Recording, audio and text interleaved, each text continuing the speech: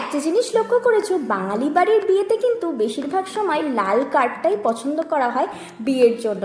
Mainly লাল কালারটাই খুব বেশি হ্যাপেনিং, তাই না, বিয়ের পারপাস।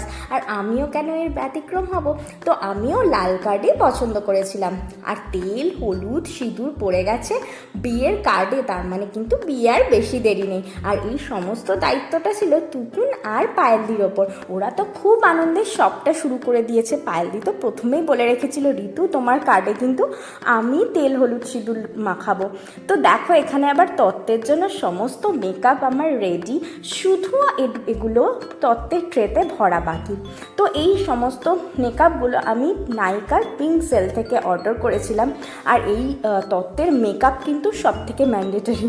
তো বেশিরভাগ যারা সামনে বিয়ে করতে চলেছো, পিঙ্ক সেলে কিন্তু আগে থেকে অর্ডার করে রাখতে পারো। তো আমরা প্ল্যান করেছিলাম প্রি ওয়েডিং শ্যুট করব দার্জিলিংয়ে, কারণ আমার পাহাড় পছন্দ, এদিকে আমার বরের আবার সমুদ্র। কিন্তু পাহাড়ে আমরা যেতে পারিনি, কারণ প্রচণ্ড বৃষ্টি ধস এই সমস্ত হওয়ায় আমরা কিন্তু সেই সমুদ্রেই গেছি। আর এটা আমরা শ্যুট করেছিলাম তাজপুরে। আর কেমন হয়েছে অবশ্যই জানিও। আমি কিন্তু এই ভিডিওটা আগেই শেয়ার করেছি। ভিডিওটা ভালো লাগলে অবশ্যই লাইক কমেন্ট শেয়ার করো। আর দেখো এই পুরো শ্যুটটা কিন্তু আমরা চিত্র কথা বলে আমাদের ফটোগ্রাফার সেখান থেকে করিয়েছি।